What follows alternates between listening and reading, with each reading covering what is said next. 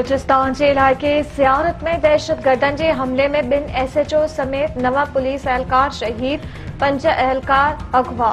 Security forces के operation में 15 दहशतगर्द मारिजी विया। बलूचिस्तान हुकूमत के तर्जुमान शाहिद रिंद जो चवण है त सियारत में दहशतगर्दनि के हमले में 2 SHO समेत 9 एहलकार शहीद थी विया आहिनि।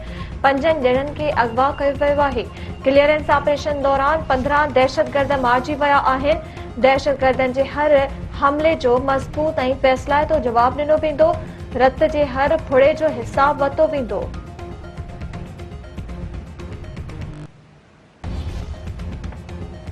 सखर मां अगवा थियल संगरार वासी नीगरी प्रिया कुमारी की बाज़ियाबी लाइ नए JIT जोड़न जो फ़ैसिलो। DIG नासिर आफ्ताब नई JIT जोड़न लाइ IG सिंध जावेद आलम ओडे के ख़त लिखी छड़ियो। नई गडियल जांच टीम में बहसास इदारनि के नुमाइंदनि के भी शामिल करण की सिफारिश।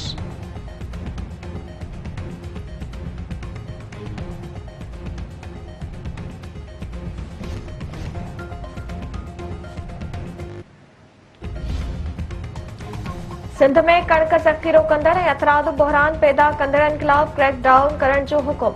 कणक की खरीदारी, ज़ख़ीरे मुंतकिली ऐं जारी करण जो निज़ाम डिजिटल करण जो फ़ैसिलो। वॾे वज़ीर मुराद अली शाह फ्लोर मिलनि वापारियुनि तरफ़ां कणक ज़ख़ीरो करण ऐं अतरादो खोट पैदा करण जो नोटिस वरितो। अटे जे अघनि में इस्तेहकाम लाइ कणक ज़ख़ीरो कंदड़नि खिलाफ बिना कंहिं फ़र्क़ कार्रवाई करण जो हुकुम। सूबाई काबीना तरफ़ां सिंध इंफॉर्मेशन टेक्नोलॉजी कंपनी के मंसूबे में शामिल करण की सिफारिश। क़ौमी कणक पॉलिसी जो तफ़सीली जाइज़ो वठण लाइ खोराक, ज़राअत ऐं कानून वारी सेक्रेटरी ते ॿधल कमेटी क़ाइमु।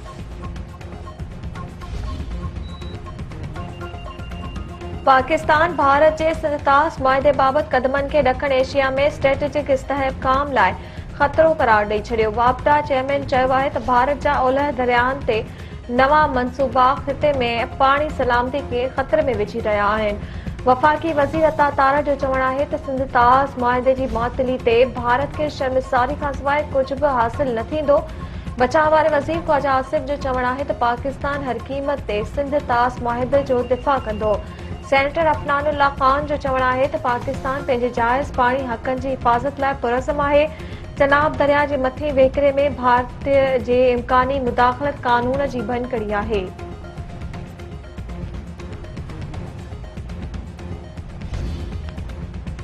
अमेरिका ऐं इसराइल जी बमबारी में शहीद थियल ईरान जे अॻूणे सुप्रीम लीडर आयतुल्लाह ख़ामनाई जी कुम में जनाज़े नमाज़ अदा। ईरानी मीडिया जो चवणु आहे त मढ़ खे हेलीकॉप्टर ज़रिए तेहरान खां कुम शहर पहुचायो पियो।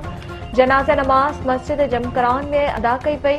लखे माण्हुनि जी शिरकत। मढ़ कुम खां पोइ पाड़ेसरी मुल्क इराक जे मुक़दस शहर नजफ़ ऐं करबला में आंदो वेंदो। लखे माण्हू आख़िरी दीदार कंदा। जनाज़े जे जलूस खां पोइ आयतुल्लाह ख़ामनाई खे संदसि अबाणे शहर मशहद में मिटी मां हवाले कयो वेंदो। ईरान हिकु दफ़ो ॿीहर अमरीकी सदर डोनाल्ड ट्रंप जी धमकियुनि खे रद्द करे छॾियो। ईरानी परॾेही वज़ीर अब्बास राग़ची जो चवणु आहे त अमरीकी धमकियूं जारी रहियूं त कतई मुआहदे ते ॻाल्हियूं शुरू न थींदियूं। ईरानी अवाम ऐं हथियारबंद फ़ौज कंहिं बि क़िस्म जी धमकियुनि में न ईंदा। अमरीका सां तइ थियल मुफ़ाहिमती याददाश्त बिल्कुलु वाज़िह आहे।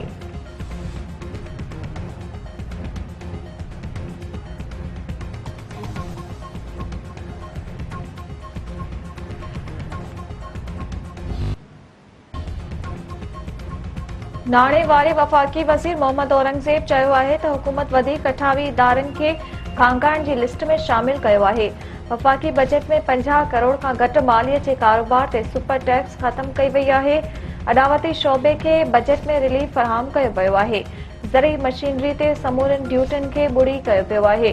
टेक्नोलॉजी खे हथी ॾियण सां टैक्स निज़ाम में इंसानी मुदाख़लत ख़त्म कई पई वञे। फाइनल टैक्स रिजीम हुकूमत लाइ मुमकिन नाहे। SMS खे सीड़प ताईं पहुचाइण रुगो बयाननि ताईं महदूद न थियणु घुरिजे। सिंध हाई कोर्ट तरफ़ां घोटकी में ज़हरीले पाणीअ जी छोड़ ख़िलाफ़ नोटिस ते पुलिस ज़रिए अमल कराइण जी हिदायत। वकील वाहिद बख्श भुट्टो जो चवणु आहे त पंजाब ऐं घोटकीअ जे ज़हरीले पाणी जी छोड़ सबबि जर जो पाणी ज़हरीलो थी पियो आहे। ज़हरीलो पाणी वापराइण सबबि रोज़ाने 10 माण्हू फ़ौत थी रहिया आहिनि। मीरपुर ख़ास सेंट्रल जेल में फ़ौत थियल कैदी जे वारसनि जो एहतजाजी मुज़ाहिरो। नसरपुर टंडोलाया रोड ते लाश रखी धरणो। वारसनि जो चवणु आहे त मोहम्मद यूसुफ टालपुर खे फारूक टालपुर ऐं ॿियनि कूड़े केस में फासाए जेल अंदर मारायो आहे। जवाबदारनि जी गिरफ़्तारी ताईं लाश मिटीअ मां हवाले न कयो वेंदो।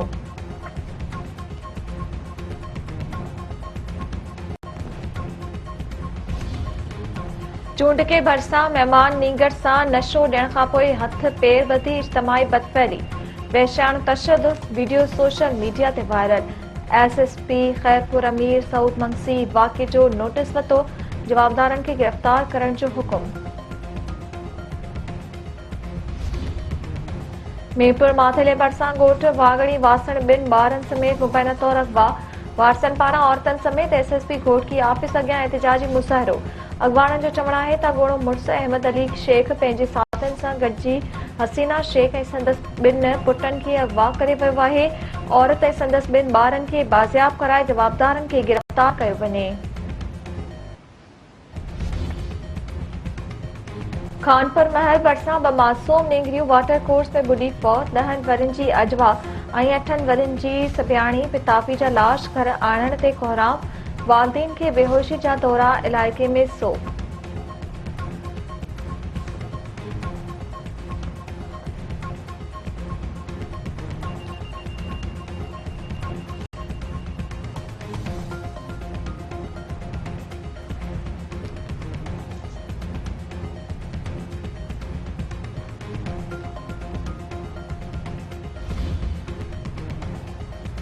सिंध में पानी की खोट खिलाफ आबादकार मुसलसल सरापा एहतजाज। तलहार में पानी की खोट खिलाफ आबादकारनि जो एहतजाजी मुज़ाहिरो। हैदराबाद बदीन रोड ते धरणो। घोटकीअ में कादरपुर माइनर जे आबादकारनि जो पानी की खोट खिलाफ एहतजाजी मुज़ाहिरो ऐं धरणो। अॻवाणनि जो चवणु आहे त पानी की खोट सबबि फसल सोकड़े जो शिकार थी विया आहिनि। आपाशी अमलो पानी की खोट ख़त्म करण लाइ तयार नाहे।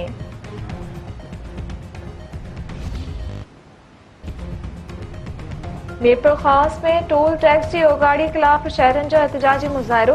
हैदराबाद रोड ते धरणो। अॻवाणनि जो चवणु आहे त गैर कानूनी टोल जे ओगाड़ी सबबि माली बदहाली जो शिकार थी विया आहिनि। इलाइक़े वासियुनि खे टोल टैक्स में रियायत ॾेई परेशानी ख़त्म कई वञे।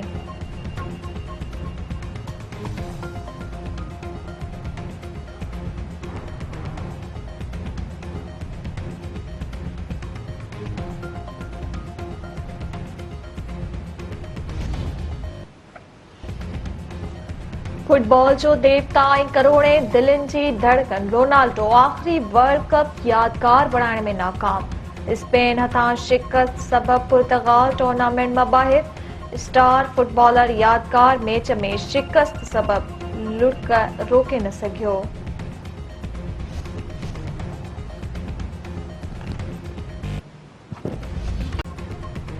ऐं थर जे कोयल माई भाॻीअ जे विछोड़े खे 40 बर विहामी विया। संदसि ॻायल गीत जर जंग झूंगारजी पिया।